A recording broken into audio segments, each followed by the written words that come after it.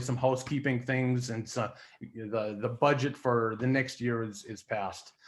But I just wanted to mention to you one thing that was approved, and that was the statement on diversity, equity, and inclusion. This turned out to be, a wordy, lengthy document, and you can find it on the NACD website. But what this states in a nutshell is that as public servants, we should not withhold employment or services, based on race, gender, or creed. Now, in this modern day, I can't imagine anybody doing such a thing. But the NACD board felt that that statement was necessary, and it also encourages state associations and local districts to review their own policy on the same matter. There's a foundation arm of the National Association, and it's the National Conservation Foundation. They advance programs that promote conservation, like the Envirothon, for example. A relatively new program is the Next Generation Leadership Institute. Here, a limited number of candidates are nationally selected to groom into local leaders. Now, those strong local leaders will make the state association stronger, and in turn will make the National Association stronger. If anybody out there, has any inkling of interest in participating in this, just keep your ear to the ground. They're scheduling a new round of applications sometime this spring.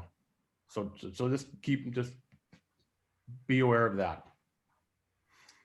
I just want to share some news from our neighbors to the west.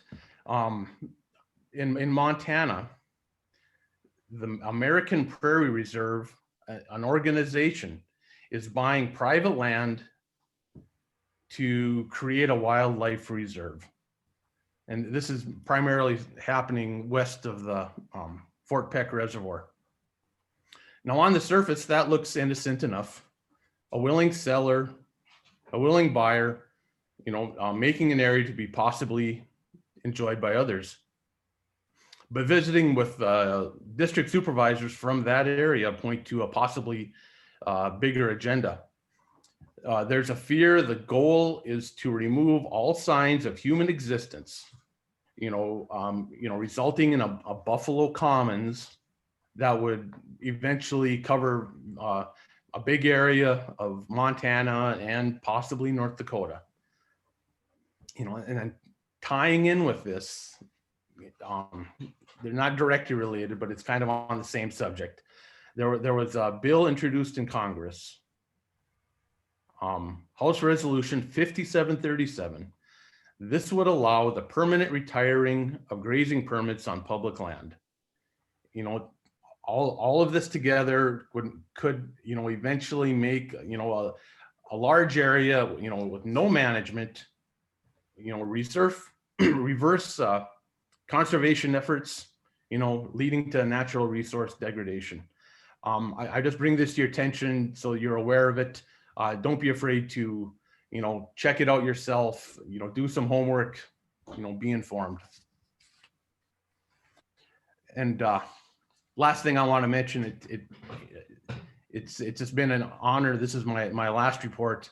It's just been an honor to serve the conservation districts of North Dakota as the NACD board member. I've learned a lot. In spite of feeling in over my head at times, I hope I've represented you well. I feel confident that NACD is a worthwhile organization doing their job across the nation. Thank you for the opportunity. That concludes my report. We need the clap, but thank you, Roger. We appreciate your dedication, not only to the North Dakota board, but to the national NACD board over the many years. Was it been 6 years on the national board, I believe, hasn't it been? Thank you for your service. With that, I think everybody wants to applaud you. Moving on, is there any questions for Roger? If not, he's still going to be a supervisor. He'd probably still be around the conventions and he's still available at the same spots. So get a hold of him if you have any questions. And I have nothing too much to add to it. Roger, you did a great job. So with that, is there Mary Podol? Is she on, or somebody from the NRCS? Good morning, Keith. Yes, this is Mary. Morning, Mary. How is everybody? It's really good to see you all. So NRCS, in spite of COVID and going home and teleworking and having kids at home last year for school, wow, conservation got put on the ground. We, in addition to our regular EQIP and CSP, both renewals and new ones, we had CRP. And North Dakota is always a strong user of CRP and CSP. And we made those deadlines, and now we're turning around and starting to do it again. We had a few hiccups through the year, as you might expect, but I think we've got all of those resolved. And so that's pretty awesome. If you haven't heard by now, EQIP this year, I changed it up a little bit. I want to hear a little bit more on locally led. What are the local issues, and have some input rather than putting money everywhere like a shotgun approach. We want a more focused approach so that we start seeing, and you can start visualizing and actually seeing some accomplishments, something on the ground, you know, something solved. If we have a water quality issue and we spend 3 or 4 years in that area, and farmers are implementing things that reduce sediment flow and improve nitrogen use, you know, we hope to see an outcome there. So hopefully your DCs are talking to you about what your concerns are, what you see as conservation issues that we need to address, so that we can put funds towards that resource concern and start really focusing on following the track. Are we successful with those dollars? It's hard to say that right now because we do it more across the landscape. We do a little bit here, we do a little bit there. We got to focus. If you haven't heard, CRP is starting back up in January for another general sign up. So we'll kick off the new year being busy in the field again. A note from Jenny and the compliance team is we keep driving to zero. And that means that every year we try to make sure that our backlog is down to zero. We don't always quite meet it. And I think sometimes that's a good thing, because if we really wanted it to be zero, we wouldn't be as generous with time with our producers. Sometimes North Dakota, we have a shorter growing season, less time to be in the field. And, you know, when farmers need to farm, they need to be farming. And so to get their answers back, we want to make sure we give them a chance to have the time that they need to collect their data and do the research they need if they're in an appeal. So we are down below 60. And I think that's a reasonable goal for NRCS. And when I say that, what I mean is appeals over 60 days is we're getting those down below 60. So North Dakota, we're keeping up. And again, that's a big shout out. It's been quite a journey over the last 10 years for wetlands, but I think that we have reviewed and been reviewed, and we're pretty solid. And that was my goal. I felt when I got here that we'd had good meeting staff, whatever, kind of get beyond the framework of policy. And we are clearly within policy. We are finding customer focus areas that we can always improve on. So we will never stop working to improve, but what a journey. Let's see, what else? We do have a big focus on RCPP, the Regional Conservation Partnership Program. So again, if you have resource concerns, please as a group take a look at RCPP. I'd like to see some SIGs, some conservation innovation grants this year, and districts that have farms or want to do farming or have producers that they do some research on or some demonstrations. You might keep conservation innovation grants in mind, particularly for soil health and water quality issues. And lastly, I have a 30-30 plan, 30 months and 30 big ideas. And one of those was prescribed burning to be in the toolbox. And I know that makes some people nervous, especially in the West, but fire was part of the ecological development of this area. And without fire, there's a missing component. And so you're starting to see some encroachment of monocultures such as brome grass or bluegrass, Kentucky blue. And so fire somehow has to be in the mix for those that want to use it. And that means a lot of training, a lot of demonstrations, and just continue. Let's do the little things that we can show and demonstrate that it can be done successfully. So I'm really pleased that there's kind of a coalition of entities. ARS, NDSU, Audubon Society is bringing some time and experience to the table, and some money to hire contractors that have that experience. So we're having a few burns in the spring for different producers out in the West, and that's exciting to me. And that's all I have for today. It really is good to see you all. Thank you, Mary. Any questions for Mary? Good to see your face again too, Mary. Well, hopefully we can get together and at our regular meetings in the near future. So thank you. With that, Aaron, I'd like to get a report from the Employees Association, Ryan Thorson. Ryan, I see you're on. Yep, I'm on. Can you hear me? Yes, we can. Perfect. Well, good morning, everyone. Just a brief report. As with most people, 2020 was kind of uneventful for trainings and that type of thing. We did have a fundraising opportunity this year. We raffled off a elk tag on the Standing Rock Reservation, and we sold 243 tickets. John Johnson from Dickinson, he won the tag. And without the convention auction and the 50-50 raffle for fundraisers this year, this was kind of nice to have.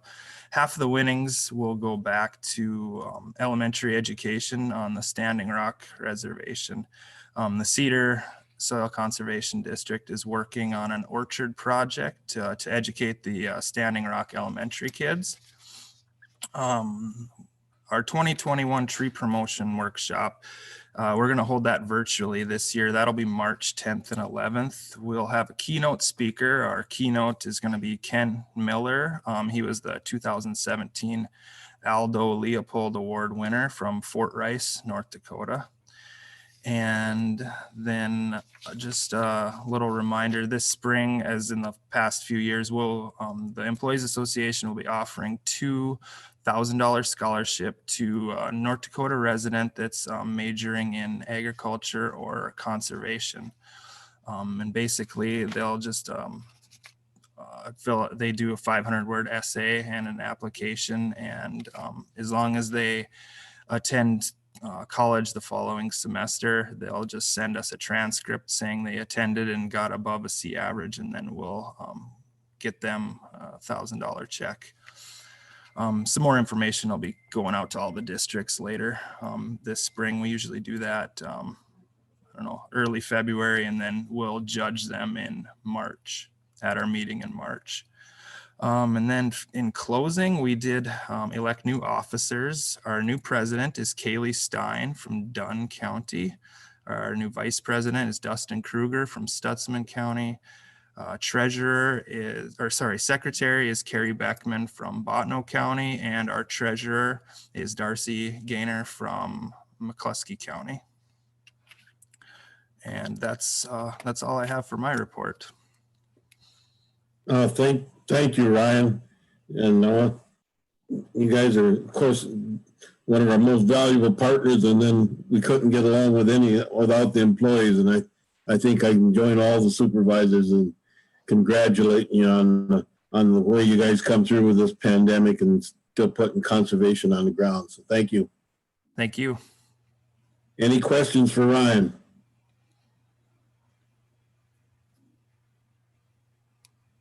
With that, I'll go to the North Dakota State Soil Conservation Committee. Aaron Field, or I'm not sure who is Wes your chairman? I don't know who's going to handle this. I'll turn it over to you, Aaron. Thanks, Keith. I'll give a brief report. Barton Schott is our chairman right now, and Wes is the vice chair. But thanks for giving me a chance to speak. I'm Aaron Field. I was at the area meetings, but I'm not sure if everybody got a chance to say hello. I'm the new extension program coordinator working with the state committee and district. So just a brief report on the state committee. We've got a few members on today. I heard Donna's name and I think I heard Kelly's name. We had 3 elections to the committee at area meetings this fall. In Area 1, Donna Grand was reelected. In Area 5, Wes Frederick was reelected. In Area 3, Bruce Knutson finishes his term at the end of December. That's his 2nd term, so he was ineligible for reelection. But David Hill of Rowlett County, SCD, was elected, and the committee wanted to thank Bruce for his time and David for his willingness to serve. Our most recent meeting was on December 8th, following the North Dakota Ag Coalition's vote to approve membership of the state committee to the Ag Coalition. Hope is this will help the committee stay informed on the latest issues in the ag leadership, and also provide an additional voice for soil conservation and soil conservation districts to that group. So we're looking forward to that. DART, District Activity Reporting Tool, seems to be working well on our end. We have had all districts reporting on time or nearly so for the past few quarters. So we really appreciate that. There will be a couple small updates to the tool this winter, probably nothing that you'll notice, but just to move into the next biennium. So please continue to update your district plans and enter that data as accurately as possible. It's really valuable for us. Leadership Academy trainings just kicked off for the winter with our first virtual offering. Just this past week, we had 34 attendees, including supervisors, employees, and a few extension agents. The group that puts those on will be meeting this week to make some adjustments and finalize the schedule for the rest of the winter. So please keep an eye out for emails or the newsletter for those dates and times. And beyond that, please feel free to reach out with any questions or suggestions. And I look forward to meeting everybody in person when we can. Thank you. Thank you, Aaron. Any questions for Aaron?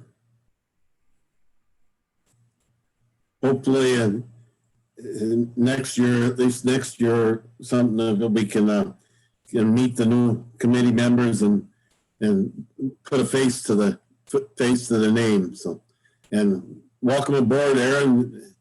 We still haven't met in person, but look forward to that too. So. Thank you, Keith. If I'm not hearing any questions, I guess we'll go on to the next item on the agenda is the Farm Bill Specialist Report. Cody Hogarth.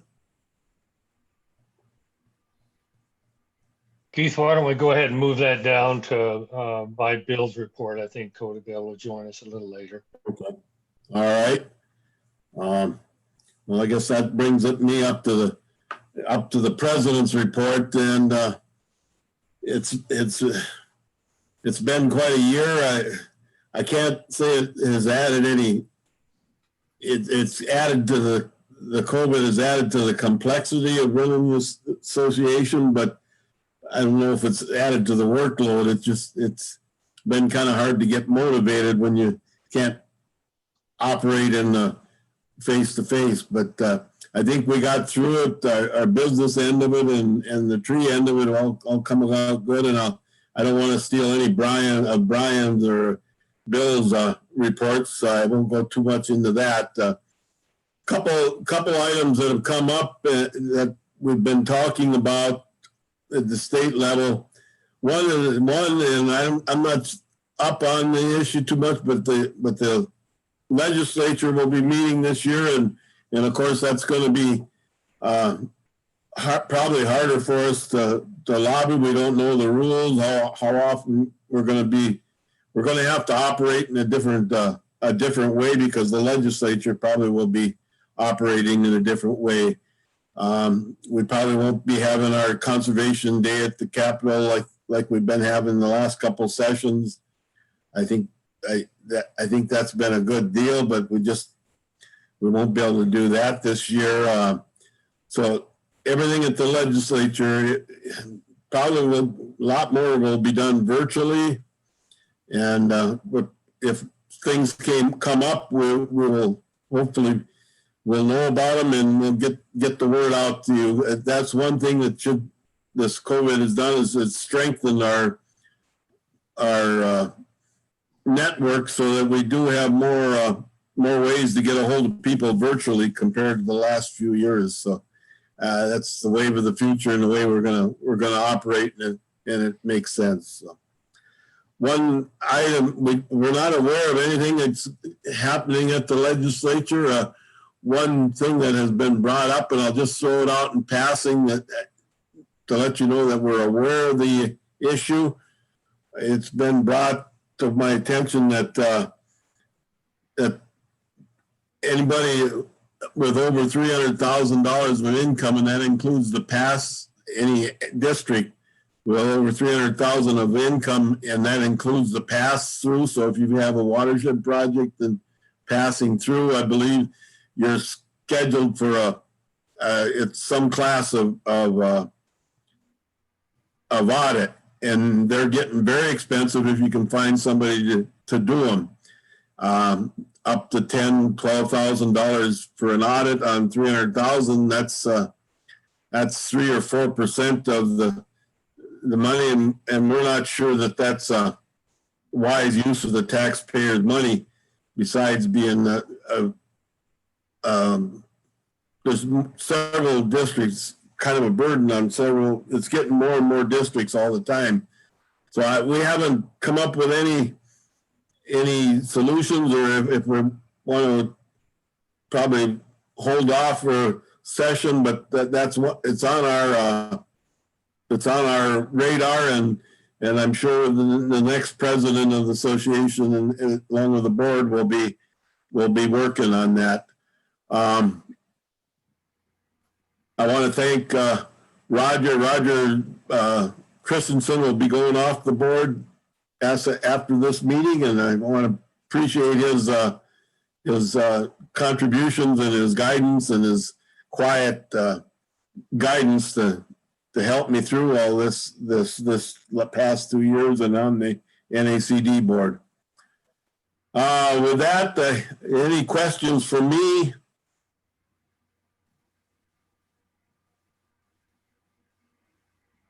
With that, I'll Kent Peterson, are you on to give us a North Dakota Natural Resources Conservation Trust report?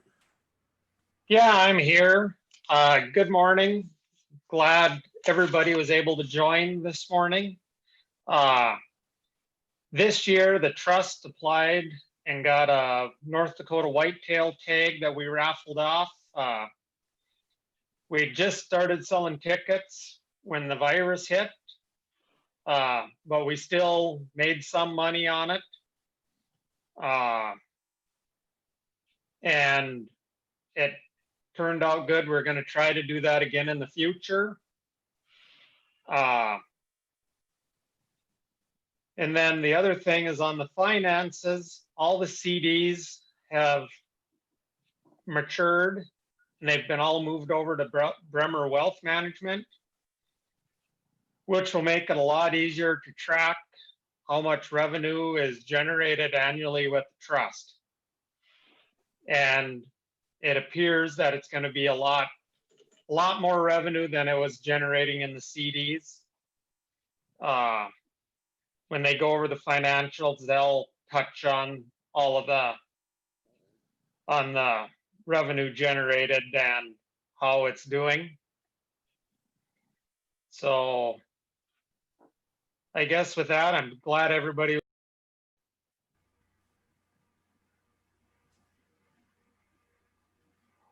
Move on to the business meeting. Thanks, Keith. Thank you. Thank you, Kent. I guess the next item on the business is the CEO report. Brian Johnson, you want to give us that? Morning, everybody. It's nice to see 100 people join for the virtual convention. Yeah, I just want to touch on a couple of things. I know a lot of it we'll be going over in the other reports. Last year, just to touch on the convention we had at Ramcota, we did have 67 supervisors. We had the Leopold Award, and Jean and Christine Govan won that. And a good time was had by all, and I'm excited to get back to that format. I really miss seeing everybody at the convention. NDASCD, we had another profitable year. Todd will be going over that in his report. It looks like we netted a little over 80,000. This continues a yearly trend of profitability that is the result of resurrecting our business practices, restructuring our business practice and refining our way of doing business. We're in a very strong financial position. The future looks quite bright. As Kent touched on with the trust, we've also moved the association's assets over to Bremer Bank. And we're really excited to have professional money managers managing that. It looks like the association will have a return of about 75,000 next year, and trust somewhere around 16, which is quite a bit more than they were doing. Due to the COVID-19, of course, everybody's dealing with it at a high level, I guess, but the office has been closed a lot, currently closed to walk-in traffic. Staff has been working remotely as needed. We also took this office downtime to completely remodel the office and boardroom. Bill will be touching on that with some slideshows a little bit later. We turned a storage room into another office space and actually filled it with Morgan. And the building, it just looks much better inside now. And we're hopeful to have an open house down there once things return to a normal state and have everybody for an open house. We did hire 2 new staff in 2020. Gina Frankowski has replaced Kathy, and Gina's hit the ground running, and I'm really excited to have her. And Kathy has been available to help Gina, and she'll be missed. And we really appreciate everything Kathy brought, and we're really excited to have Gina going forward with it. We've also hired a new position we call the program manager. We've hired Morgan Hawksprung to fill that, and she's really getting after it. She's also going to be providing grant writing needs for the districts. So any of you districts that would like some help or have Morgan write a grant for you, get in touch with us. She'll be also maintaining all of our social media accounts, assisting Christy in the office during tree season, doing some lobbying for the association, however that's going to look this year, and generally fill in anywhere as needed. So I'm very excited, and we're very excited to have these 2 talented folks join the association, and we'll be stronger because of that. As I mentioned a little bit earlier, NDASCD's future does look strong and bright, and we must continue to refine our business practices and look for ways for a path to expand and grow. And we must continue to hire and retain quality health. And that's my report for this year, and I'll take any questions if anybody has any. Thank you, Brian. And I want to point out that with the Morgan's new position filled by Morgan, we kind of envision this as helping the districts, and especially, Mary mentioned I always mix this up, but the RPP or something, Regional Partnership Conservation, whatever that one is, that allows districts to join together with other partners and put conservation over a broader area. And we've had a few in the state, but this is a growing program, and the last farm bill really increased. And a lot of these big things, big conservation programs tend to come out of our stronger districts where they have good tax base. We added Morgan to help in the areas of the state that maybe don't have quite the office staff to put these together. So if you got an idea at any corner of the state and you got an idea where 2 or more districts and maybe some other partners, I think that's where we want Morgan to shine, is go to her and see what she can put together for you and maybe bring in some partners that you hadn't thought of. So I'm pretty excited about that, Brian, and I think I'm excited to have Morgan on too. So any questions for Brian? With that, I guess we'll go to Lincoln Oaks Nursery Report. Bill? Good morning, everybody. This year's been very busy for the nursery. It's been pretty exciting. I've done my best not to let the virus slow us down, so we've been pushing forward. In addition to all the normal duties that we have, we focused on upgrading, updating, and improving our equipment, buildings, and general nursery infrastructure.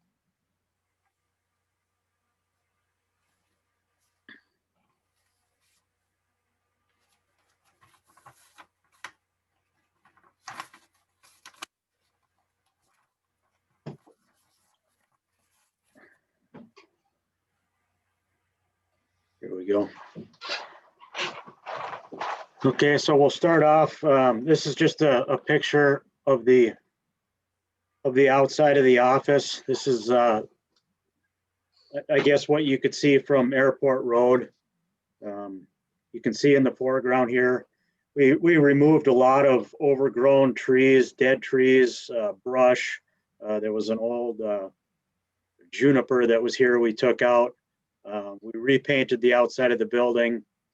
We did some landscaping around the building. You can see this is one of the pictures that I had from this summer. The building looks really nice. This is pictures were taken this fall, so the greenery isn't there, but you can see we put some gravel around the outside of the building, put some plants in. This is the west facing side of the building. This is just another view from the southwest corner of the building. This is, we also added some crushed concrete in this area up in here coming into the office. There was some deep ruts and holes, and it was filled with water, and you'd come splashing through there on the way to work weeks after a rain. So this crushed asphalt driveway is a really nice improvement, improves the outside physical appearance. But you can see the crushed asphalt. This is the entrance, and it starts up in this area, comes all the way through here, comes through here, and you can see kind of in this area there's a two stall parking structure that's right there. This is the same view from that coming in from the main entrance. It comes all the way past the office here, and it comes all the way up in front of this building we call Carnegie, this is another view of the Carnegie building. So it comes here and past the office here. This is the entrance to the office building. You can see you come in this door here. You have our little entryway here. After you come in through this door, which is this door, you can see this is Christie's workspace here at the desk when you first come in. If you look up above here, you can see this is the new lighting that we have up in here. We had a new ceiling put in, and when we started this process this spring, and we had the painters in here, and we were planning on putting in carpeting, but we realized halfway through the summer, we came in one day and our ceiling was leaking all along this area here, all over in this area. And it was the air conditioner unit is up in this area. that thing had started leaking. It broke down. Our ceiling was ruined. So at that point, we decided to go with the new ceiling and the new LED lights. Some of the old lighting that we had in the office, we've literally had flames coming from some of the old light fixtures. And with the ceiling being destroyed by the air conditioner, we decided it was time to put that in. So we got the new air conditioner, we got a new ceiling. It's a false ceiling. We got new LED lighting put in, and you can just see, I suppose if you haven't been in the office before, you wouldn't know the difference, but to all of our past board members, you can see the big improvement that we've got. This is another view. This is Gina's workspace right in here. You can see this is Morgan's workspace in here. This used to be a storage room. There were shelving units. There were so many shelves in here, and we literally threw away pickup loads worth of just leftover stuff that was sitting around the office for years and years. And now you can see we've got a nice new workspace for Morgan. If you look here, this is the entryway to the boardroom. And over on this side, this is the door that comes in from this hallway. But this is the new boardroom. You can see we put new furniture in here, got all new chairs lined up in here. We put the new ceiling in. The ceiling in the old boardroom, it's still a false ceiling, but it used to be 2x4 foot ceiling panels. We went to the 2x2 foot, but the old 2x4 foot, they were so old that they were starting to sag in on the middle, and there were some water stains up in here. But we put new carpet in, new furniture, new ceiling. It really improved the appearance and the comfort of the boardroom for all of our board members and attendees in the future. We'll move into this is the shop area. You can see we got the new LED lights in there. The ceiling used to have the old insulation. It used to have the chicken wire holding the insulation up. We tore all that out, even from the sides here. We had this nice blown-in insulation, installed the LED lightings. The shop used to look kind of like a cave. The lighting was totally inadequate in there, and we've updated that. It's really a nice improvement in our shop area. You can see above this roof, above this ceiling is this new roofing system. And this area, this roof is over the lunchroom, and it goes all the way over onto this shop area.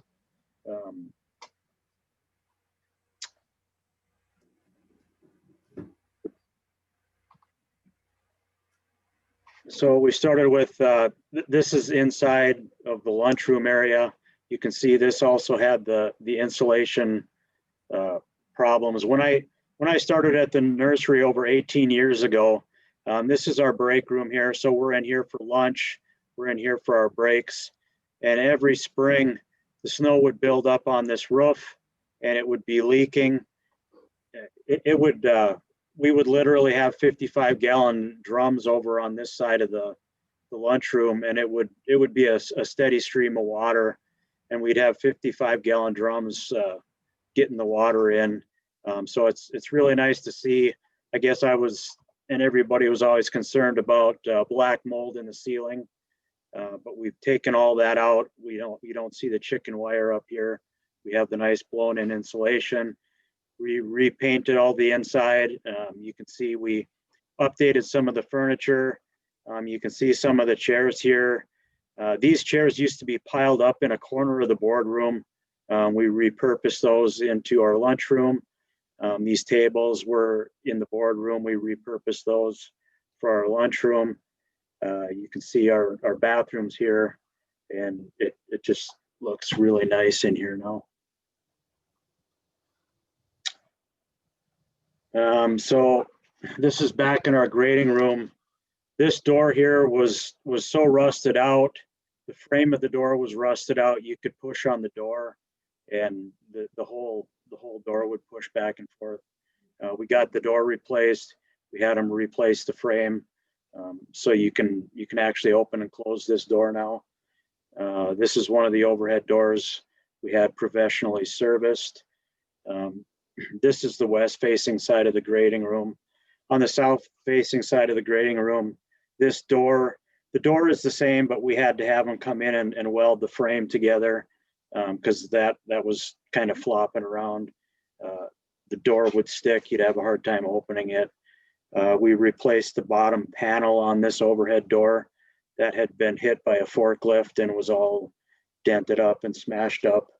Just kind of, it was unsightly and it looks really nice now. I went around and took some pictures of we pretty much put LED lighting throughout. The old lighting was burning out. It was really yellow colored. This new lighting, it's like daylight. It's this new LED lighting will save us over the long run in electricity costs, and it just makes the place look a lot nicer. This is one of our walk-in coolers. You can see this is the few trees that we had graded at the time that I took this picture, but you can see the lighting in here. We've got two more coolers the same size as this, and they're just to the left of this.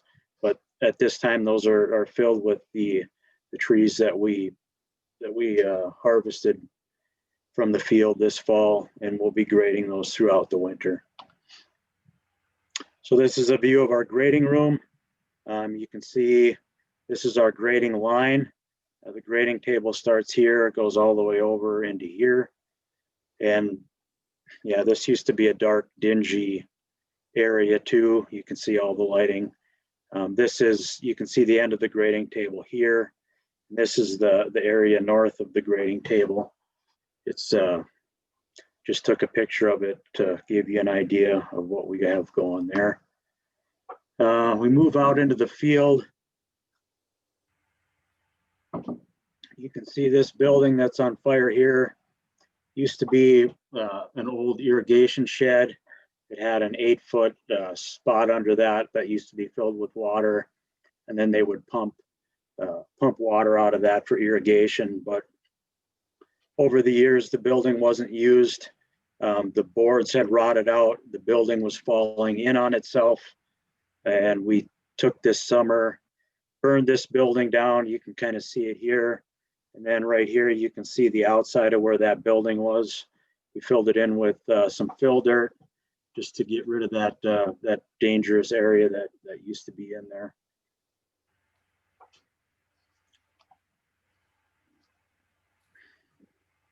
So this is some new irrigation racks that we built. And you can see this is kind of the frame of it. It's super heavy duty. It's built out of some oil well piping. So it comes up into a T here, comes across here, and it's kind of nice. We made this movable, so you can see one here, and then the other side's over here, and put some welded some pipes up here to hold all the piping in. Talking about the piping, we replaced all of our sprinkler heads this year. Over the years, the mechanisms in the sprinkler heads were so worn that they would fill up with the granules of sand coming up from our irrigation system from the river. But we would spend hours walking up and down the field trying to get these sprinkler systems would lock up and they wouldn't spray anymore. But we've saved hours and hours worth of very uncomfortable wet working conditions for our people, replacing all those sprinkler heads. Each one of these pipes has rubber gaskets and washers in. They had become old and leaky over the years. We replaced all those this summer. So we've been very busy. One of the other issues that we had last fall, this is one of the main roads going in, and we hauled in, was like 28 or 30 some truckloads of crushed concrete, filled these roads in. It used to take, you had to slow down to probably 1 or 2 miles an hour because the bumps and ruts had gotten so bad in this road. But you can see we filled it in. There's another picture of the same road further north, and we graded it, and it's just part of the overall improvements that we're working on for the nursery. Some additional things, we decided that we needed some new signage for the nursery. So this big sign, if you fly into Bismarck and you're coming out of the airport, when you park at the road before you turn right and go into town, you can see our sign here. So you can, anybody coming into town can see what is over here. This is on the south side of the nursery. We just have, with our tree sale, we have a lot of traffic, customers coming in. We have delivery people. They've always had questions on how to get here. They would drive past the nursery and not know. So we put this sign here. It's two-sided. It just shows them how to get into the nursery from the south side. And then this is the freight door. Just with the customers coming in and freight, just helps direct traffic, makes us a little bit more customer friendly. This is the main entrance. We want the trucks to come past here and come in. This main entrance has a lot of trees here, so we had trucks coming in and beating up our trees. So we just had this little sign installed so we can maybe save some of our trees a little bit.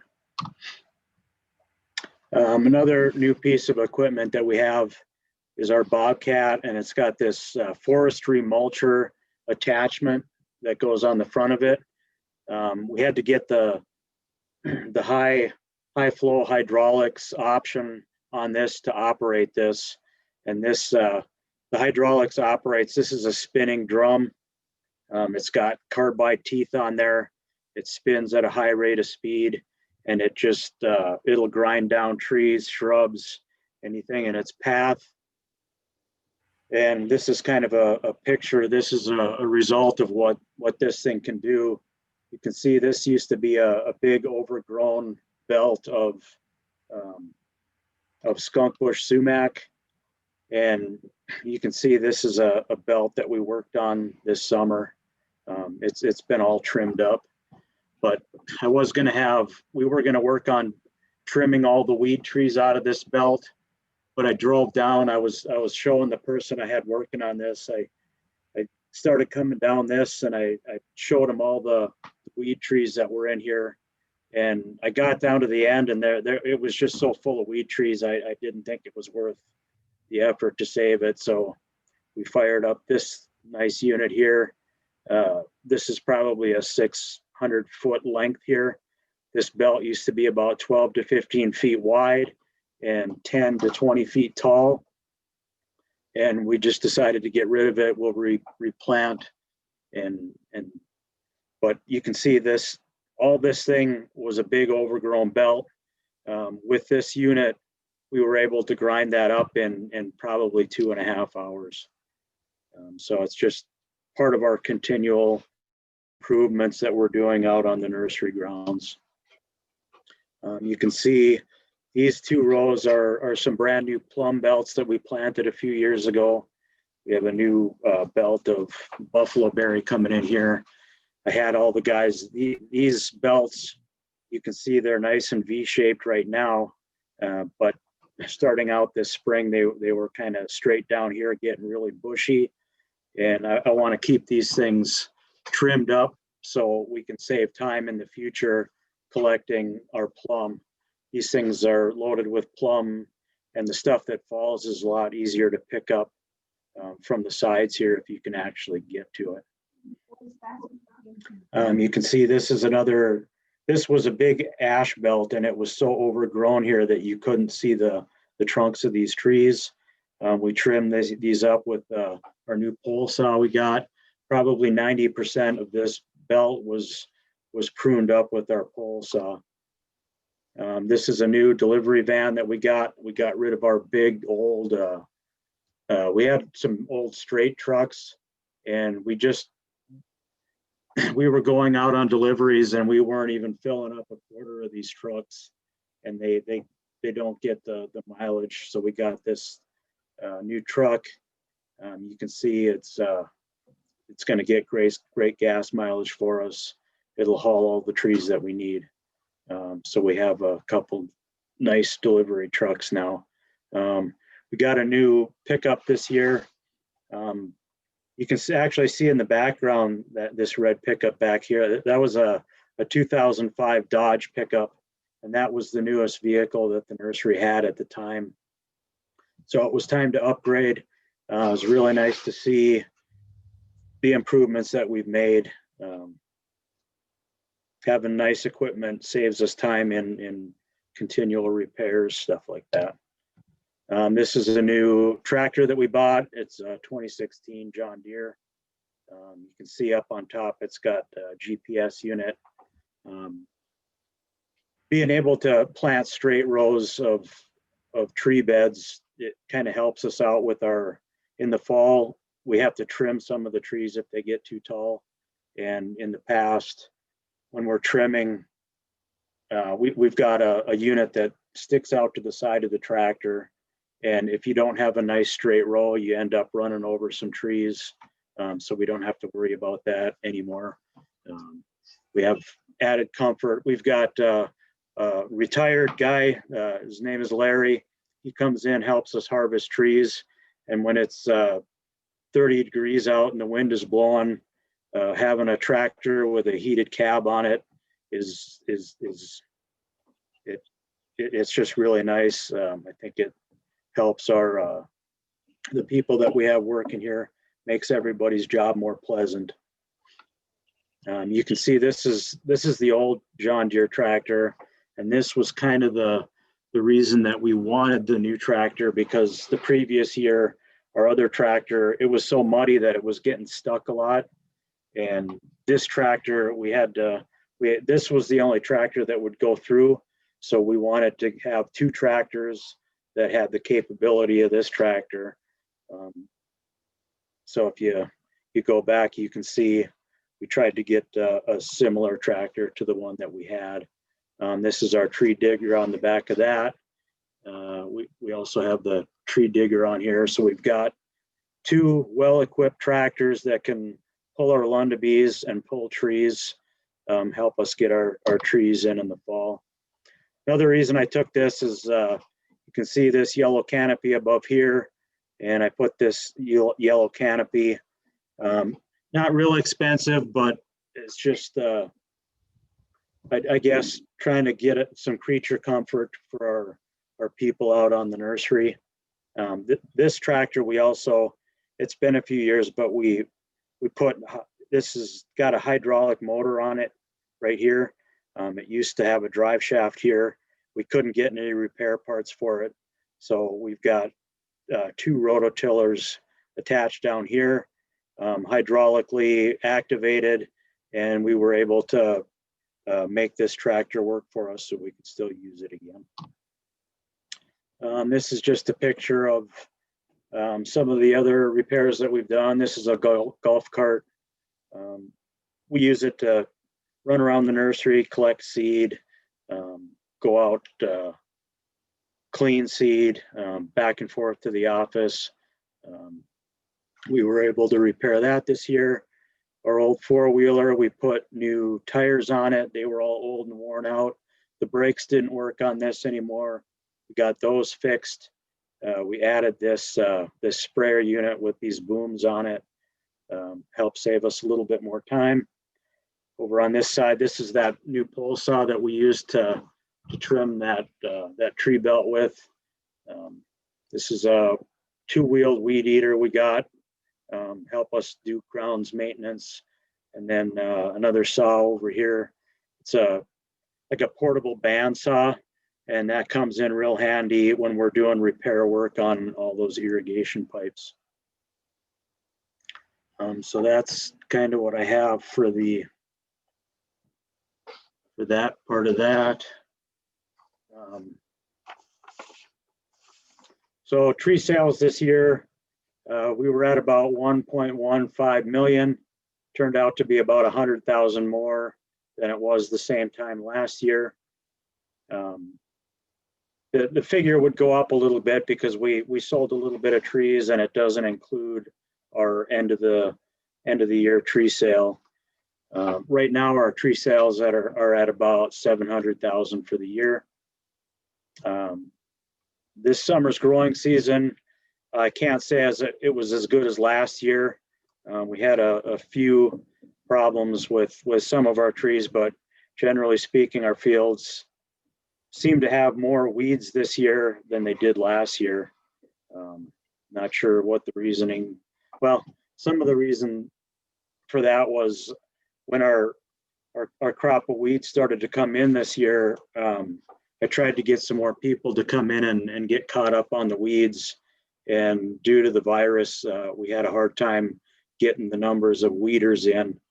And I guess if you can't get those weeds out early enough, they develop some seeds, and then it's kind of a exponential problem at that point. So I think that was kind of one of the reasons that we didn't have quite as good growing season as last year. The trees that we did have come up were really nice. The germination rates were pretty good. Some of the trees that we had problems with are American linden. We had a beautiful crop the last couple of years. We didn't have an American linden or a little leaf linden crop this year. We had problems with our honeysuckle, Juneberry, elderberry, golden currant.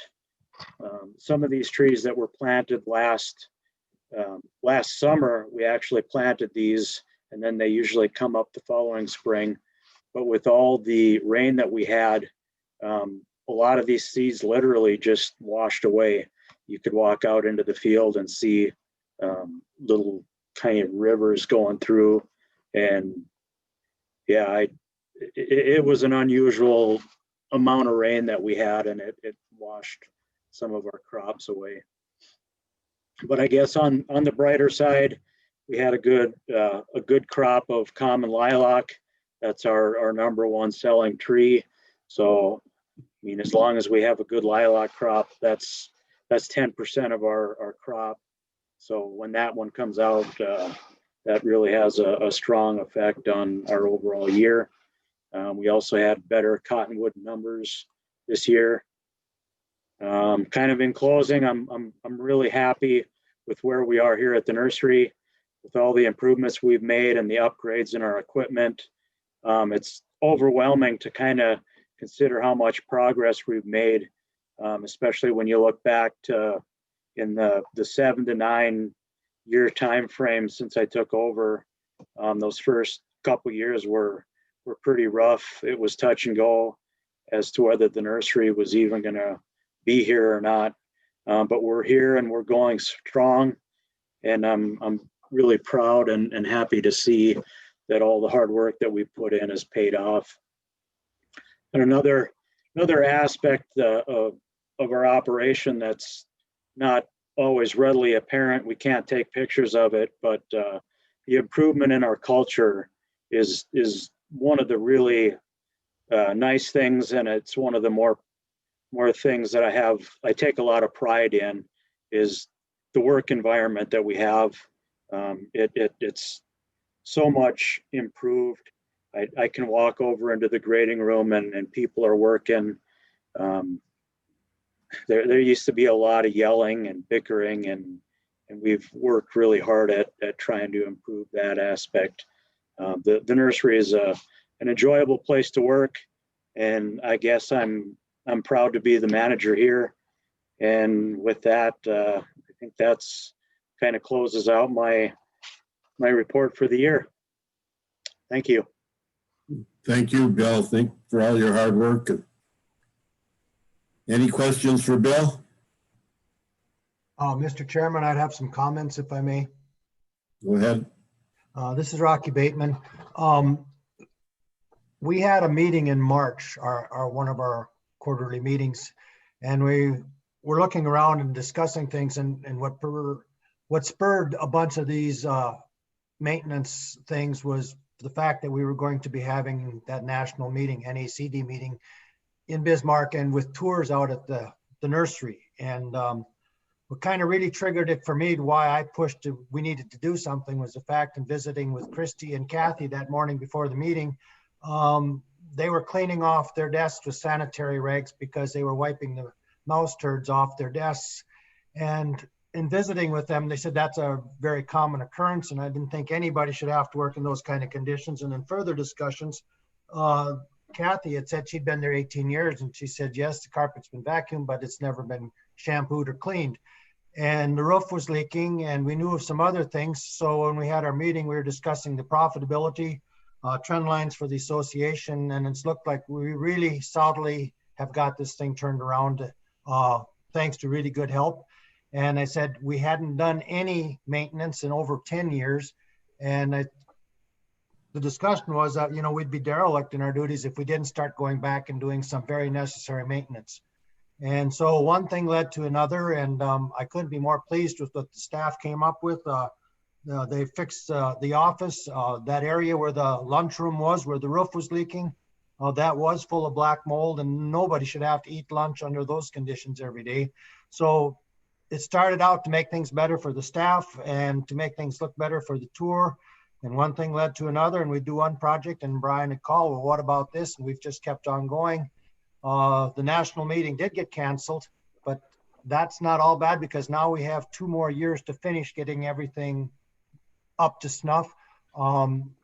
As a board member, I couldn't be more pleased. I think we really do have a world-class operation there at Lincoln Oaks, and every day we're at a point now where we can really start showing it off with a great deal of pride. So if anybody's mad, I'm the one that kind of brought it up and stirred up the hornet's nest, and then I left early for a plane flight to Washington and left everybody at the meeting to kind of figure out what to do. But everybody seemed to be in agreement. We needed to start doing our job and getting things back up to snuff. And I'm really pleased with what the staff did. And I hope you are too. And if you're mad, call me personally, but you can yell at me later. That's it. Thank you, Rocky. Yeah, I think it was well overdone, and we are in the financial status to be able to do that, and a lot of that has to do with you guys out there in the district supporting us and buying the majority of the trees and everything too. It's been a team effort, and I think it's something that we really need to be proud of in North Dakota. We don't hear any other association in any other state that have what we have, and with the nursery supporting this districts and the districts supporting the nursery. So thank you. Any other questions or comments? With that, I guess we'll move on to more of our business part of our meeting. First thing on the agenda, the proceedings were mailed out last fall, and then I believe Gina mailed them out or emailed them out and was supposed to get them all to you just a couple weeks ago. Anybody want them read, or are there any corrections or additions to the proceedings from the 2019 annual meeting?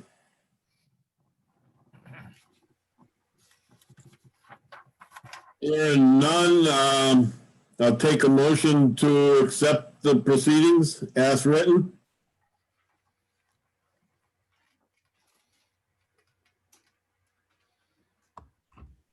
Gloria Jones, Stutzman County, I so move.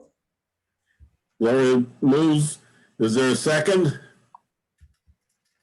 Kelly Klosterman, I'll second. Kelly Klosterman, Richland County. Is there any discussion? Hearing none, I think to speed up the voting and with the permission of the body, and remember that supervisors are the only ones that can vote, but we will do a negative. I'll take anybody that is opposed to the motion of of accepting the 2019 proceedings as written, say nay.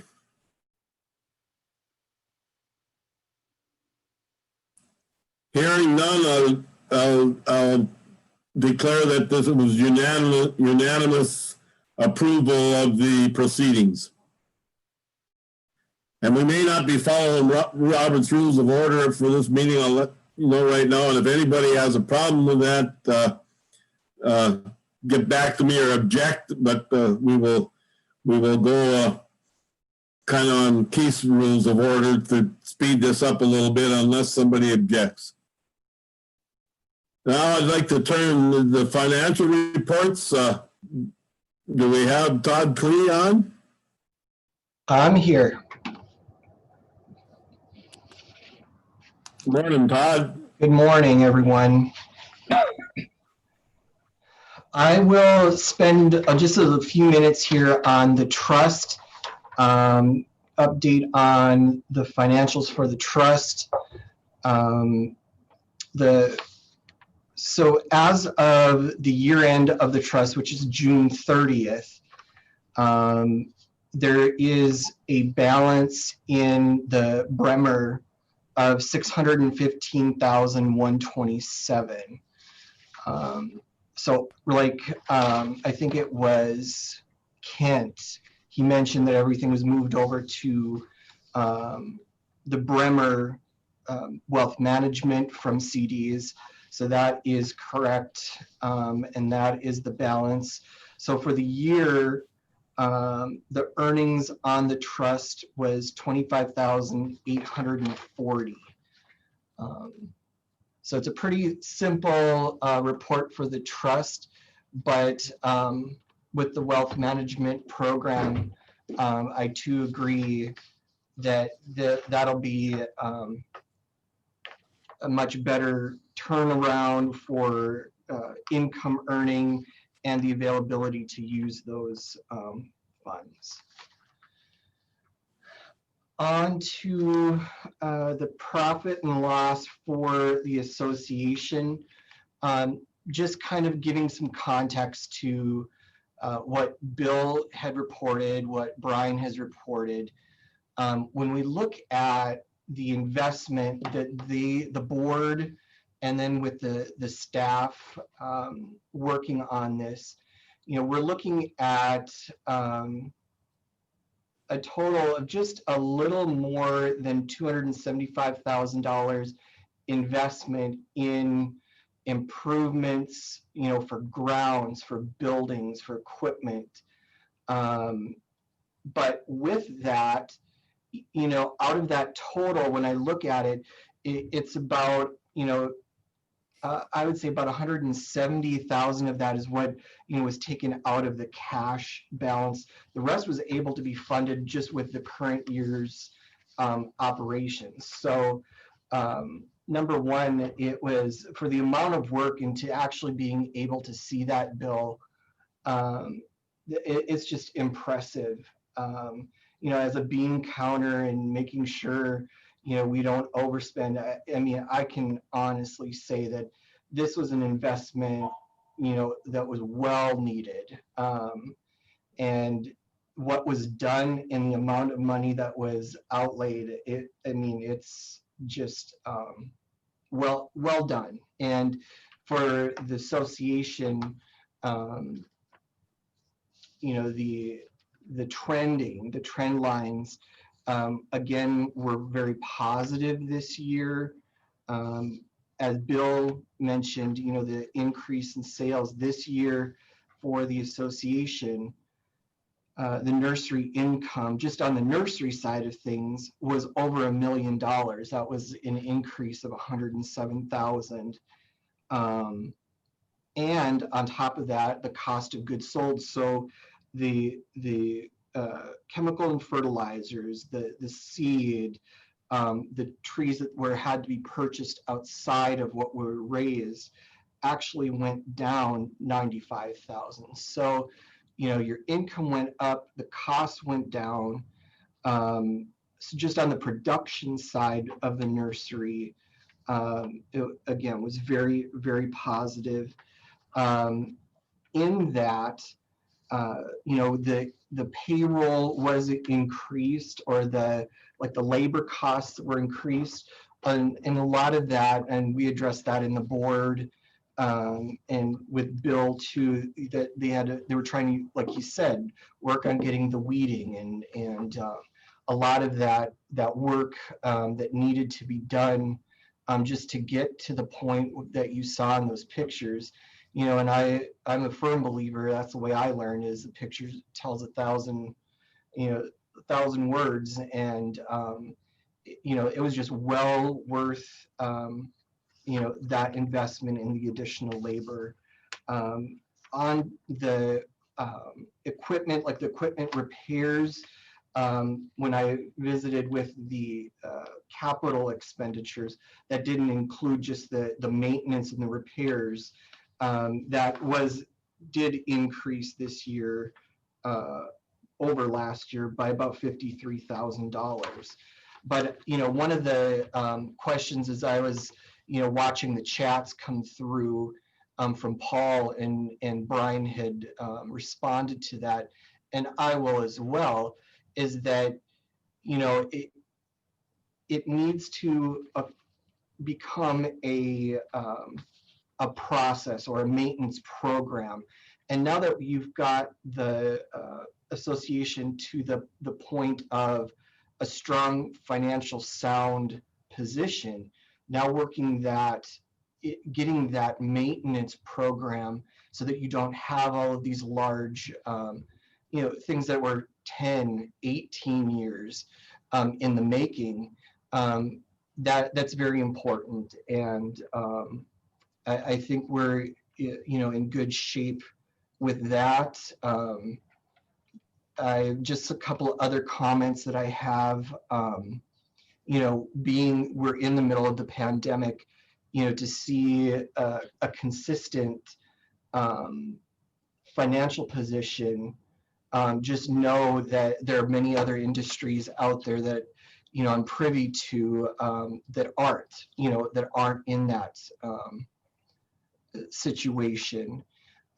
Christy and I are going to be working on today, actually, one of the components of the CARES Act, or the FFCRA, the Family First COVID Response Act, is that if an employer is impacted by COVID because of quarantined employees, or employees that had family members that were quarantined, under that FFCRA, you're able to take a credit against the payroll taxes for the employer.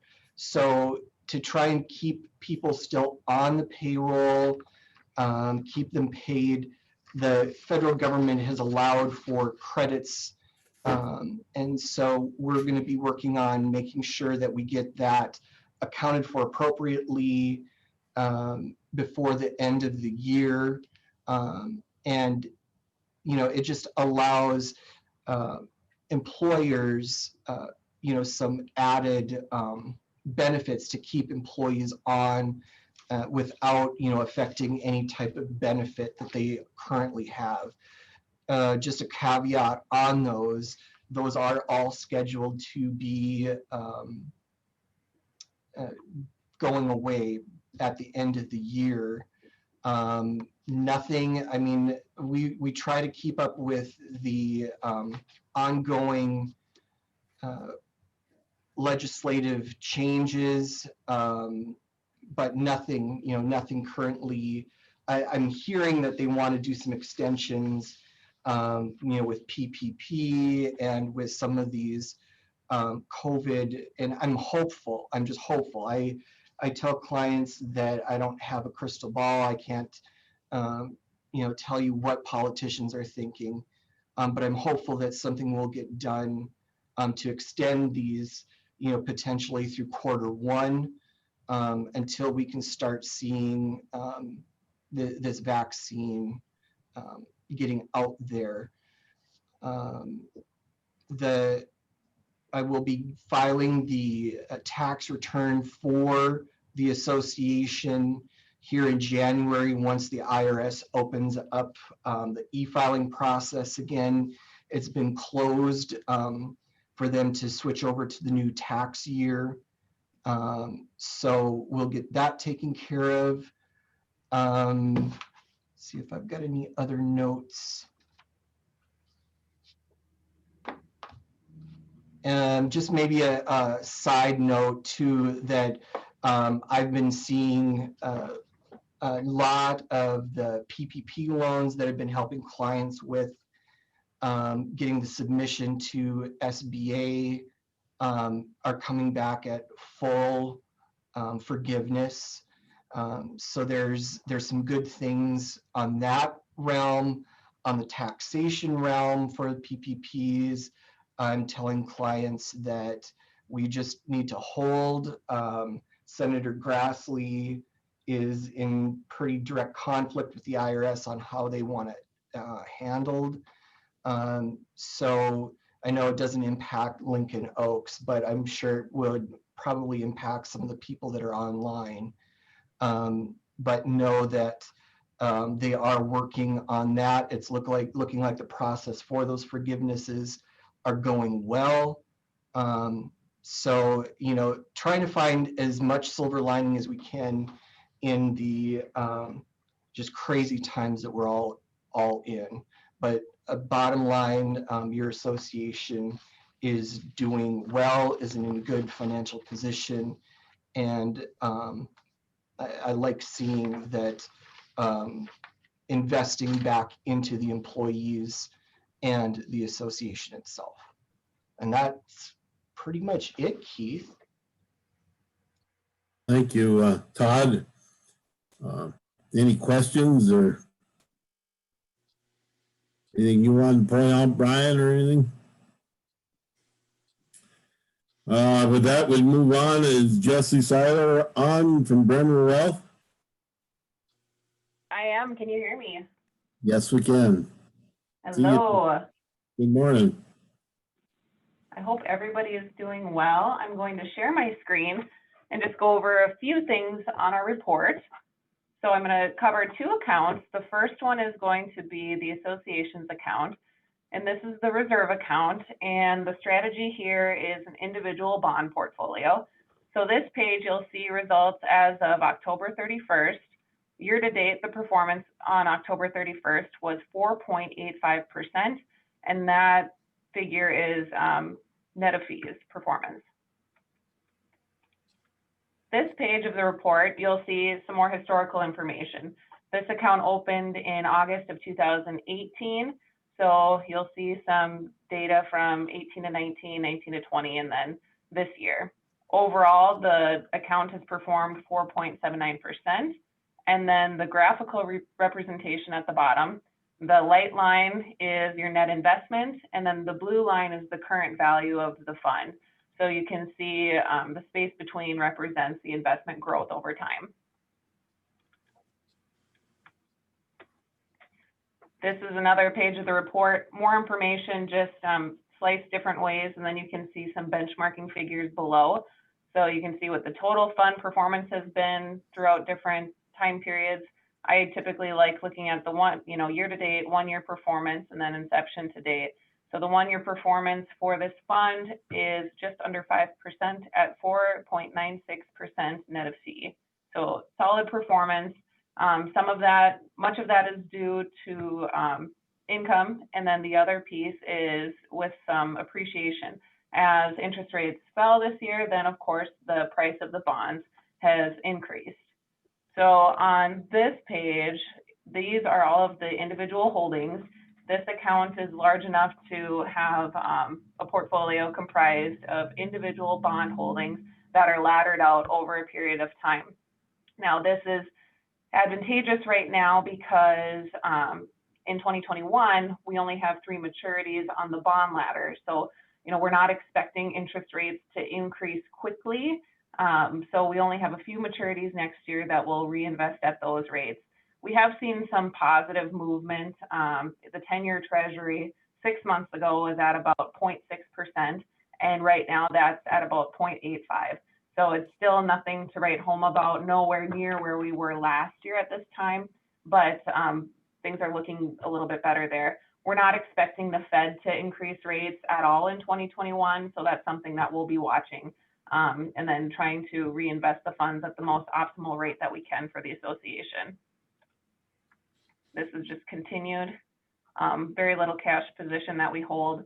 So as each of the bonds pay interest biannually, we'll hold the earnings in the account, and then once there's enough to reinvest in a new holding, then we'll do that. Okay, so estimated income projections for 2021 on this account are $70,700. So about, if we're looking percentage-wise, a yield of 2.7%. So that's much higher than if somebody would be investing new money right now. You have the benefit of investing in 2018, 2019, when those rates were quite a bit higher. Okay, the next report that I'm going to review is for the trust. And Kent alluded to some of this. We've changed the investment structure of this account from CDs to bonds, and the performance was great this year, and it will be generating a much higher rate of income. So about 3 times as much dollars will be available to support the programs that the trust does. So we're looking here, and year-to-date performance on this account is just under 7%, which is extremely great for fixed income, nothing that we're expecting to see moving forward. And this strategy is used with mutual funds, so it's a slightly different composition than the account we just looked over. And part of the reason is because this is a smaller dollar amount, so we want to be fully diversified than at a smaller dollar amount. So we're looking at about 615,000 here compared to over 2 million on the association account. So that's why we're utilizing the fund strategy here.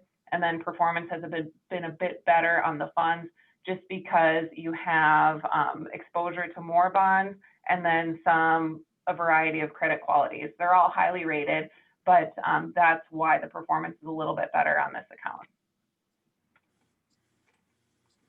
Okay, same. So if we'll look here, 1-year performance net of fee is 6.6%. Inception to date is just under 7%, so 6.9%. And then looking here, you'll see the holdings within this account. We're utilizing 4 bond holdings. Estimated income for the upcoming year is over 16,000. I think before it was around 5. We're liking those improvements there. And that's it for my quick report. I'm available for any questions if anybody has any. Jesse, could you just touch on lightly what our risks are? I know that when you start talking investments, and the board discussed this great lengths when we decided to go with you guys, can you give us some idea of what our risk is? Yeah. So anytime you're looking at fixed income investments, your risk is basically interest rate risk. Okay, so this year we saw as interest rates decline, the prices on your bonds increased. Okay, so you have the benefit there, but we're doing a buy and hold strategy where we're holding these individual bonds until they mature. So when we're looking at that the rate of return of 2.71% or the yield, we know that's exactly what we're going to get. You know, we might see some price fluctuation if interest rates would rise, 1-2%, then we would see those price fluctuations. But it all comes back to that par value on those individual bonds. So you'll see portfolio values fluctuate over time, but you'll know exactly what you're getting in terms of yield. The other aspect of risk on bonds is default risk. Now, you have a good idea of chance of default based on the bond's credit rating, and we only invest in investment grade bonds, highly high investment grade bonds. We've never had a bond default in any one of our portfolios. And we not only monitor them at the time of purchase, but on an ongoing basis to make sure that that company is still sound. And we invest in a variety of individual bonds, not only bonds that are backed by the federal government, but then highly rated corporate bonds as well. So there's a mixture there. So we're diversified. We're monitoring the credit quality of these companies. If there's any changes, we'll know. And then the interest rate risk is another component that's out there. But again, that's something that we monitor, and the investments have been doing really well, and it's still a very safe, sound, and secure investment for the association. Thank you. Any questions for Jesse? Mr. Chairman, it's Rocky again. I'd have a question. Go ahead. Jesse, just for historical reference, do you remember what kind of return we were getting when we came to you and where we're at now, just for a historical comparison? You know, I remember the fund. I would have to look and see exactly what it was before, but or what the rate of return is compared to what we're doing. The benefit of what you're having with your portfolio now compared to what you had is you were invested in one fund before. So it was all of the association's reserves in one fund, and that was based solely on mortgage-backed securities. So what you have now is more diversified. I'll have to check, and I'll be interested to see too what the performance difference is between that specific fund and then what we have now. But you have the benefits of diversification, and then you went from having all the association's dollars in one single fund to the individual bond portfolio, where that takes out a lot of the variables because we know exactly what the interest rate return is going to be on the individual bond portfolio. Now, the trust does have funds, but it's more than just a mortgage-backed security fund. You have 4 different funds with varying average maturities, and then also highly rated credit. And I'll be curious too, so with these mortgage-backed security funds, when interest rates drop, what do you have people doing? You have everybody refinancing their mortgages. So what happens then is your anticipated rate of return on mortgage-backed security funds is kind of thrown out the window because the underlying investments are getting paid off left and right. So I think it's going to be interesting activity within that specific fund. So again, I think you made a right choice by being more diversified, having more exposure to multiple funds rather than just one investment type. Good question, Rocky. Thank you. I can send some follow-up information to Gina and Brian, and then she can send it out to the rest of the board. Yeah, I'd like to make that available to the membership as a whole, just so they know where we were and where we're at now. Certainly. Thank you. You're welcome. Any other questions for Jesse? Thank you, Jesse. Thanks for having me on. Have a good meeting. Well, as you can see, we've made several changes, and we as a board, we think that these are for the better, and so far things are going pretty good. I'll take a motion for, if there's no more questions, I'll take a motion for the acceptance of the 2020 financial NDASCD Lincoln Oaks Nursery and the trust reports. This is Jeff Dick. I'll make a motion to accept the reports. Jeff Dick, Ransom County moves to accept the reports. Is there a second? Barry Ballin, my second. Barry Ballin seconds. Any discussion? Any discussion? Any discussion? I think we'll go with the negative. Is there anybody that votes nay, vote nay to not approve the motion?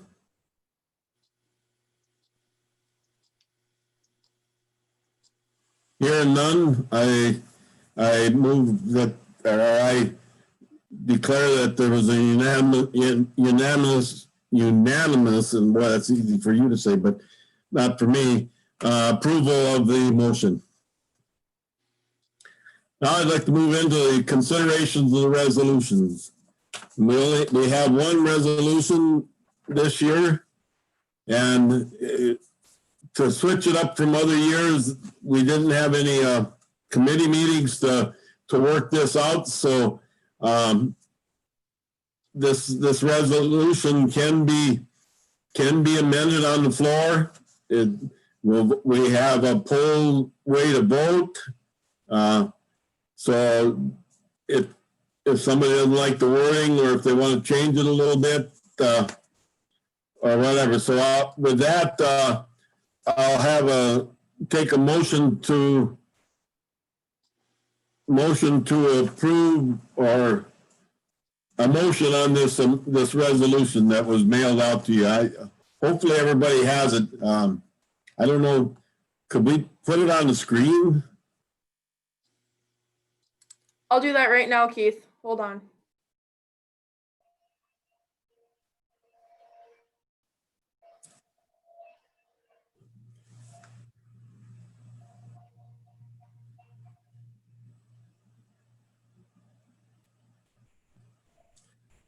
There it is.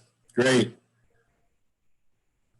I can read it, I guess. The motion is, there have been many instances where practices are fully functional in the field but do not meet NRCS specifications. For instance, a fence has an H brace that measures 7 feet instead of required. Well, I guess the first one is the resolution. Local DC should have the authority to grant the leeway when inspecting practices regarding NRCS standards and specifications. And then I won't read the facts supporting. I guess we first need a motion to accept or reject this resolution. Roger Christensen, I move that we hear the resolution, or move the resolution to the floor for consideration. Roger moves. Is there a second? Second by Ed Hoff. Ed Hoff seconds. Okay, any discussion on this? Is anybody from the North Central SCD on?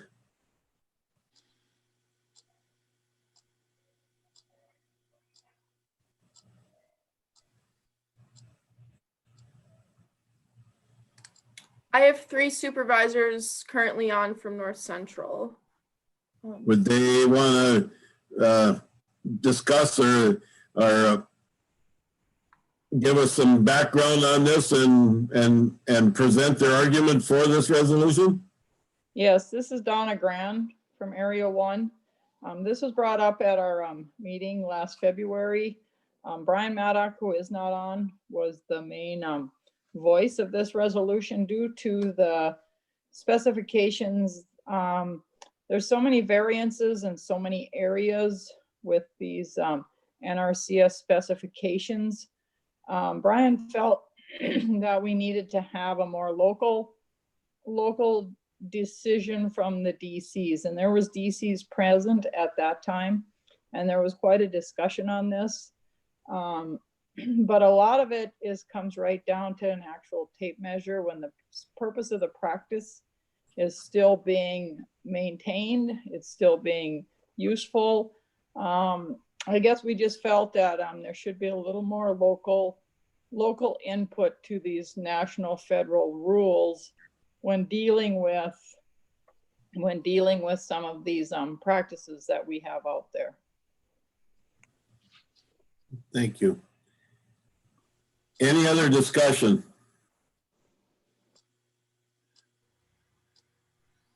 Just Chairman, a question. Ed Hoff. Go ahead, Ed. Does it say that it's throwing the thing out of joint if it's not meeting these requirements? Is that why you want to just go ahead and just take what was measured? Yes, yes, in some of these instances, there was an actual thing that had happened, that the H brace was off by a foot and the entire practice was not approved, or the DC could not approve that entire practice due to the H brace being off by a foot. Thank you. Any other discussion? Chairman, this is Mary Podal. May I have the floor for just a moment? Sure. So I'm thinking this is mostly addressing fences. I rarely have any questions about something. So there's something that there is a process. So for the producer that does this, they ask for a waiver if it's cost share, and these are generally rarely turned down. So there is a process in place, and this allows the DC not to have that risk on their shoulders. It's on my shoulders if we get audited, or if somebody beyond NRCS takes a look at those things. There isn't a week that goes by that there isn't a whistleblower or an OIG or GAO or Senate request for information on practices and programs. So this does allow the DC, this process allows them then to be protected. That risk goes to me by offering that waiver or the variance.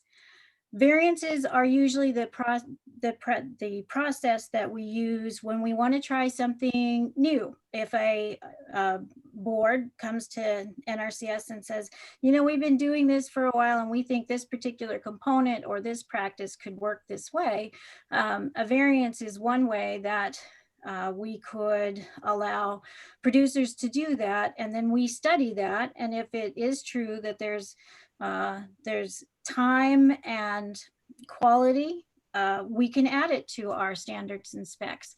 And this year, in fact, you had a district, Kent Peterson and Watford City, have been working with a producer and a contract on fencing. And they said, we'd really like to adopt this new, this type of fencing that is not in the standards and specs. And they brought some time and money to the and the relationship with producers and the land, and we brought the technical equipment, and they did some studies of the fencing, and we are in the process of adding that to our standards and specs. So keep in mind that if you were to grant the authority to DCs to vary from something that's different than in the standards and specs, then they take on that risk as to documenting why they did that. And when it comes to cost share, you know, if it's just our conservation planning and our conservation assistance, it's no harm, no foul. That's voluntary with our producers. But if it's cost share, there's a lot of eyes watching that, you know, and what's fair to one neighbor, if one DC is more comfortable with granting those waivers as opposed to another DC in the neighboring county that's not, then we have disparity. So that always tends to get noticed. So there's risk to grant authority to certify practices without a process if they truly don't meet our standards and specs. And lastly, everybody, districts, partners, producers, any organization, when we put our standards and specs, they are reviewed every 5 years and they are put out on the Federal Register for comments. So that is a process there that producers, districts, anybody can put into the Federal Register and say, please consider more authority at the local level. Please consider less feet instead of more feet. So there are several things that people can do to make working with fencing much easier. Thank you, Chairman. You, Mary. Any other discussion? Mary, I agree with you. That was brought up with all the DCs that were at our Area 1 meeting. It was a very good discussion. I realize these are your specifications. So I think our question is if it's I think the reason for this is if it happened, say, inadvertently, and then you take the chances of not getting funded for the entire practice. Is what you're talking about something that needs to be done in advance, the variances and things? Or what are you saying in this process?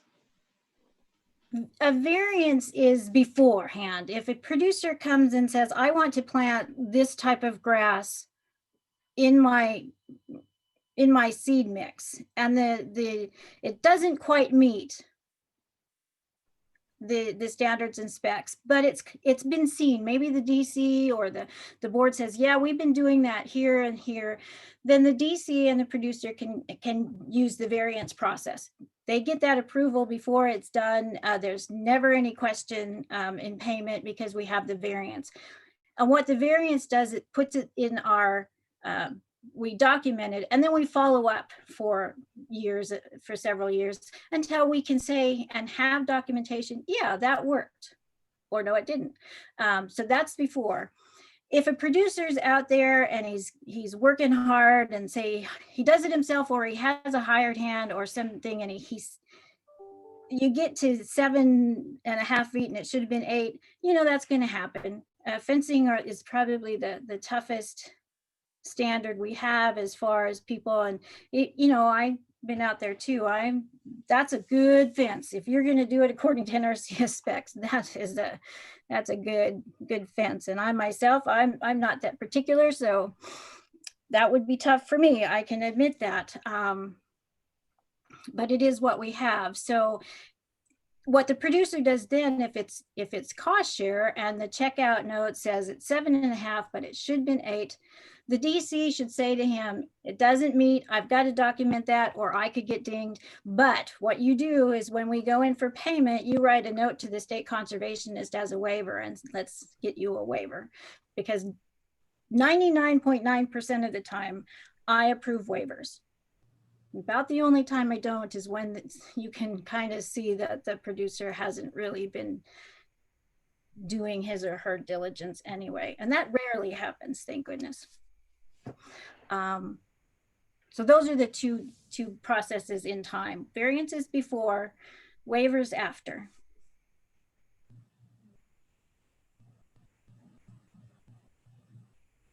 Any more discussion?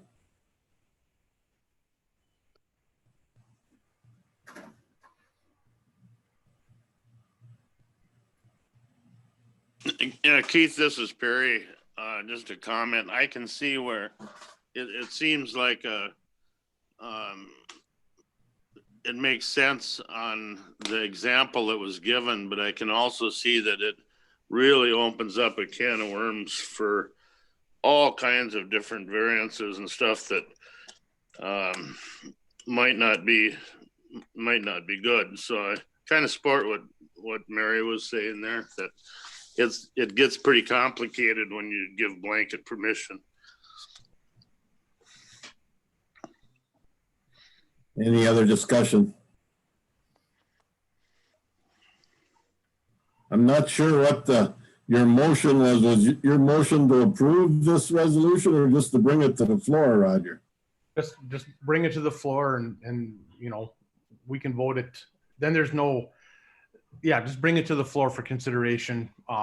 Yeah, we can approve it or disapprove it. I just didn't want to have any motions meaning, so the vote yes means no and that type of thing. Yes. So then we need a motion to approve this resolution then.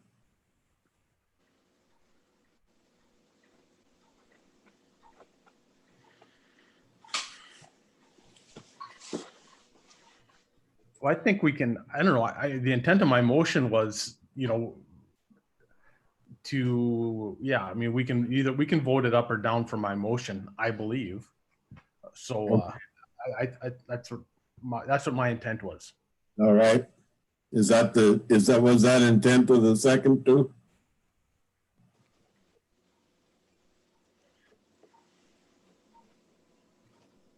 Who seconded it? Ed Half did. Yeah, go ahead. All right. Any more discussion?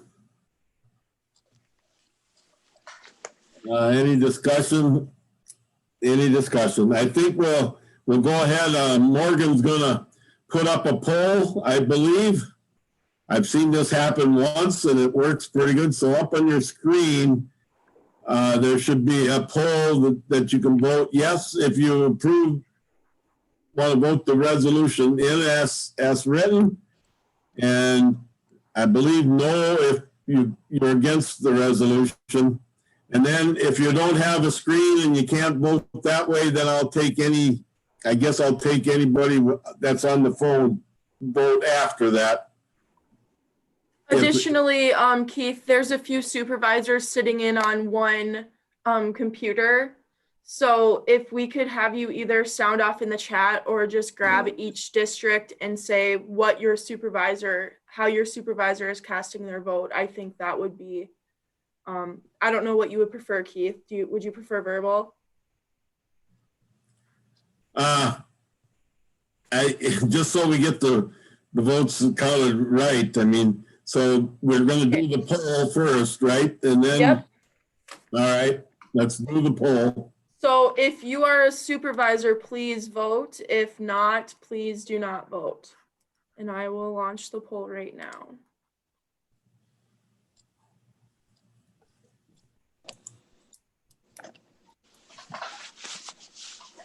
Come across, make sure you hit submit on the bottom.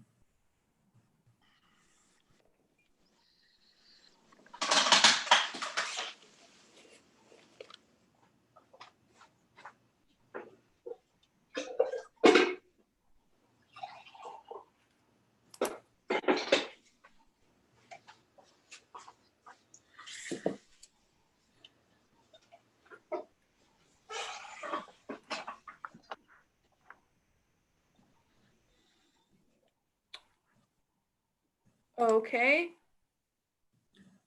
Okay, we're going to close the poll. What was that, Keith?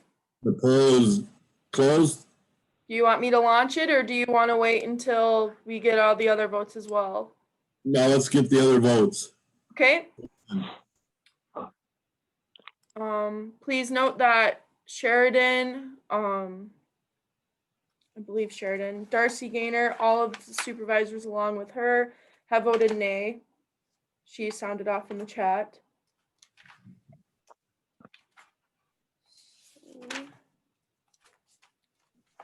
Barnes County, all four. Okay. Nay. So let's just do it this way. 30.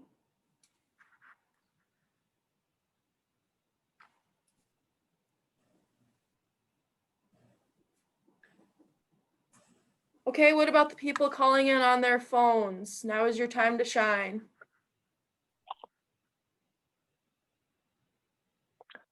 John Schmidt, Cedar Soil, nay. Okay.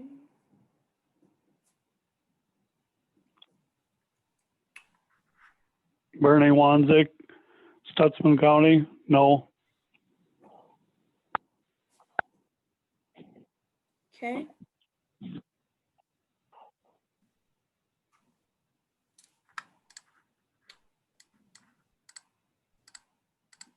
We have Dwayne Baldwin, phone number ending in 696 and phone number ending in 906. You're muted, so if you would like to unmute to cast your vote, that would be great.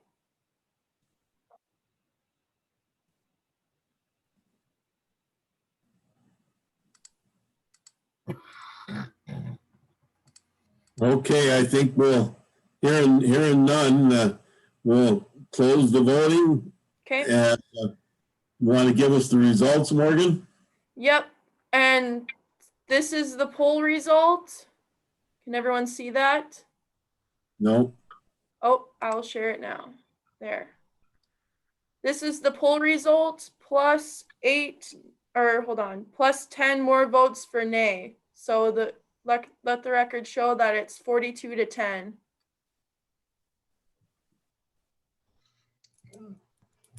So the motion fails.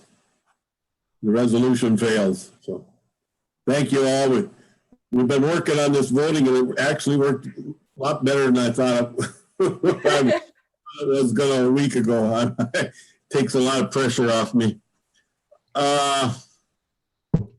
Keith, I just want to reiterate, is there anyone that feels that they did not get a chance to vote? This is your time.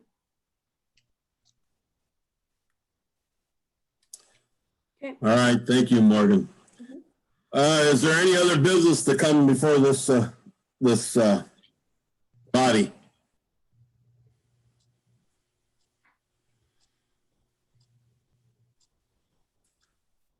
Don't hear any. I just want to thank everybody, and I probably should introduce I think we got two new directors on the state association, and I know one is Sam lost your last name now. Partlow from Carrington from the Foster County. Welcome, Sam. And then the other one, I skipped my mind, from Area 3. Steve Gilgee. Okay, that's what I was thinking. Welcome aboard. I think they've had their pictures up so you can see what they look like, and hopefully we can get them to meet them in person in the coming year, and welcome them to the board. And I want to thank Roger for his years of service. I think he's the only one. And then Julius Wangler, I might mention, resigned because of health reasons. And I want to thank Julius for his service to the board too. Them two have been invaluable to the board and to help cool and make suggestions and cool heads to make the tough decisions that we've had to make in the last couple of years. So I want to thank them for especially, and welcome the new board members. And with that, Morgan, you want to, the new employees, Morgan and Gina, you just want to say a few words or wave or whatever? Morgan, you want to go and just fill us in a little bit? Sure, I can go ahead. That's totally fine. Hi, everyone. My name is Morgan Hawksprung. I started with the association in September, finished college up in August, so it was really exciting to be able to come on board with the association. They've covered a little bit in this meeting here what I'm going to be doing, and my main goal is really just to get connected with everyone and be a resource in any way that I can. So please don't hesitate to shoot me an email. I'm sure by now all of you have my email because I sure send a lot of them, and I really look forward to helping you guys out and getting more involved. Little bit of fun facts about me. Born and raised, well, I was born in Bismarck, raised in Hazen for a little bit, and then moved to Pick City and lived there ever since, and I absolutely love it there. Love to hunt, love to fish, and yeah, just really love this North Dakota lifestyle, never want to leave. So happy to be here, and thanks to everyone for joining on and being open to joining some new technology. It's been a great learning experience, and I hope that it was worth your time. Gina, if you want to go. Hi, I'm Gina Fracassi. I also started in September. Before that, the last couple of years, I have been busy raising 3 little kids, being a stay-at-home mom, and that is hard work, but I am so happy to be back at another job. So if you guys need to get a hold of me, like Morgan has said, you've all received emails, so just feel free to contact me. Well, thank you, Gina and Morgan. And to go back, before I adjourn this, we had a Farm Bill specialist report from Cody Hogarth. I forgot to go back and never did call on him. Is Cody on? I don't think he's on, Keith, but I think Brian has his report. If Brian is still here.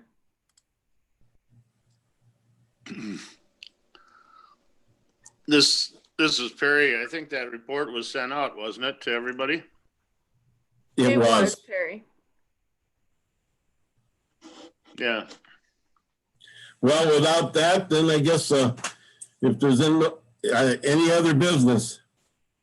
Keith, I think I could do that if you'd like. I'm trying to get it pulled up here. Would you like that Cody's report? Just go ahead, Brian. You can kind of give us an update on how things are going there. It's been kind of hectic in that job. I have Cody's report here. I'll just kind of go over it here. He says, since I became the Farm Bill Specialist Supervisor in May, we have seen a turnover in 8 of our 10 positions this year. Most of the Farm Bill specialists that moved on went to work for the NRCS. Since my last update, we've hired 3 new Farm Bill specialists: Christine Wilkins for Garrison, Ethan Marburger in Rugby, and also Emily Colson for Langdon. It says this was an unusual year for the Farm Bill specialists and the NRCS. The global pandemic caused many hiccups throughout the year. There were months when offices were limited on staff, foot traffic from producers, and staff staying home to telework. Office closures due to exposure and new computer systems to learn and use for contracting. Regardless of all the challenges, the state of ND received lots of funding for contracting both new and old programs. Every month, it seemed, there was a sign up for this program or a deadline for that program. It kept all the offices throughout the state busy. Even with such a large turnover in the Farm Bill specialist this year, I feel we did a great job assisting our offices and getting conservation on the ground. In FY20, the Farm Bill specialists helped contract almost 180,000 acres. CRP made up the biggest number of acres we helped contract, with over 100,000 in CRP. Overall, I've been impressed with how quickly the new Farm Bill specialists have acclimated to their new areas and the Farm Bill specialist programs. With all the adversities this year has brought, I don't believe there was much more we could have asked of our specialists. All of them have performed exceptionally well, All of them put in the extra work to ensure the workloads in each office could be finished by their respective deadlines. I'm hoping we can continue to make this Farm Bill Specialist program a worthwhile investment for the NRCS and its partners. And on the NRCS and the partners, we just started a 3-year contract starting October 1st with the NRCS for the Farm Bill Specialist program. And also we just renewed our 1-year agreement with our partners, and so it's going really well. I think it's always been a real strong program, and I think it will continue. So with that, I'll take any questions and hopefully I can answer them for Cody.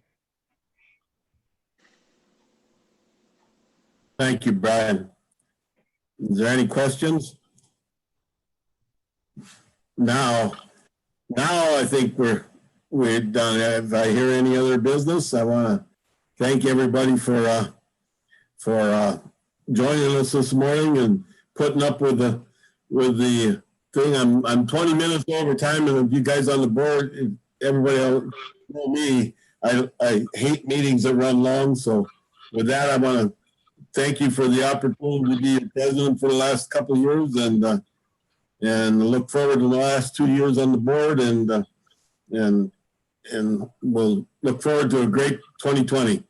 I just want to remind all the board members we're having a reorganizational meeting immediately thereafter. And with that, I declare this meeting adjourned. Thank you. Say, Keith. Yes. This is Ed Helf. I have a question for Morgan. Well, go ahead. Hawksprung, because there's Hawksprungs in my area. Down in the Butte Russo area. Yep. So what's your background? Are you My married into grandpa him? was Robert. Pardon? My grandpa was Robert Hawksprung. Oh, okay. His brother was Ted. Pretty Okay. much any hawk sprung in North Dakota I'm related to. It's not a very common name. Oh, okay. Okay, glad to meet you. Yeah, me too. Thank you. Yes. Thank you all. Thanks, Kate. Yep, bye. Morgan, Sam here. Are we just gonna stay on this Zoom for this, or are you gonna resend a link, or what? How do you want to do that You reorganization? can just stay on, Sam. That works Perfect. just fine.